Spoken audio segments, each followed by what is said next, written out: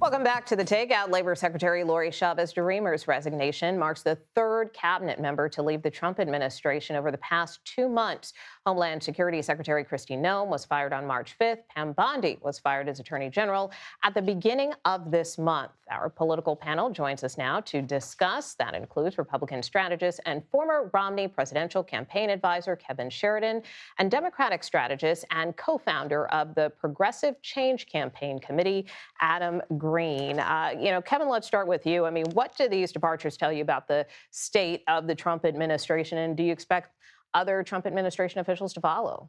Well, this one isn't as nearly as impactful or as important, I think, not to diminish that role, but as the AG and Homeland Security. Now, he's got to get those positions right, because what he's got with that is problems with independents and with his base. And people in the base were fed up with the way that things were going there.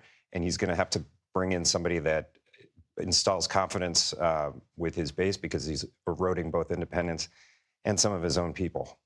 And Adam, I want to get your thoughts as well. On the other side of Pennsylvania Avenue, I think everything happens in threes, because now we have 3 members of Congress who have stepped down as well over alleged bad behavior. I mean, what do you make of this? It's not great for our politics and trust in the system. We consistently see that the reason people are so mad is they have no faith in the political system or the economic system. Just pivoting back to the economic system for a second, this White House is what really runs labor and worker policy in this country, and they've dismantled rules to protect workers when they work overtime and other protections that were in place. This is like a casualty of war. Basically, the trend that we see between all 3 firings is folks who are not working fast enough to implement the Project 2025 agenda, which is radical, right-wing, and unfortunately what we probably will see is a more anti-labor Secretary of Labor. Yeah, but, Kevin, in terms of Capitol Hill, though, do you think this is a reckoning that we're witnessing on the Hill? I mean, I don't know that I've Seems to be a mini reckoning right now. Yeah, gone in less than a week. Yeah, it looks like a couple more. Maybe TMZ getting to town doesn't bode well for anybody that's been up to anything sketchy in the last couple of years. Do you think the process has been? It's both sides, though, and if we continue to see people go, so be it. Good riddance to anybody who's up to something no good. In terms of the Trump administration, obviously someone who could potentially fill a vacancy we're hearing is Florida Governor Ron DeSantis. Axios is reporting, Mark Caputo, more specifically, who's a friend of the show, is reporting that the president is telling people that he is begging for a job. Do you think that's something the president will consider seriously?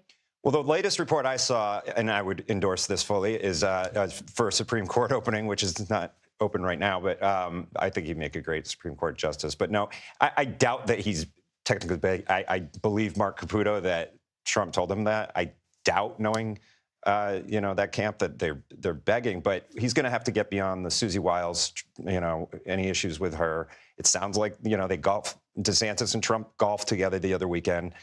So maybe they're putting bygones behind them, and there's going to be some sort of reckoning. You want to weigh in here? The first person I thought of when I saw this news was your old boss, Mitt Romney, who Donald Trump sat down with during the first administration to talk about Secretary of State. It was a completely fake conversation. He wanted to see Mitt Romney grovel to him, his former adversary. I think that's exactly what's happening here. If I had to bet, there's no big position in the future for Ron DeSantis, certainly not the Supreme Court. You agree? Well, he's an extremely capable person, a smart guy. I've been a great governor in Florida. If they can he also, he reconciles with people. Marco Rubio and him were famously on multiple debate stages that I watched going at it for weeks on end. And now they're, a great partnership. So Trump doesn't stay mad forever, and Republicans, come back together if it suits both of their interests. Turning back to Capitol Hill, obviously, we talked earlier in the show about the nomination hearing for Kevin Warsh, the president's nominee for Federal Reserve Chair. We know that North Carolina Senator Thom Tillis has vowed to withhold his support. Take a listen to what he told me right after the hearing. Even if you think this is bogus and an unforced error on the part of the Trump administration, why hold that against Kevin Warsh?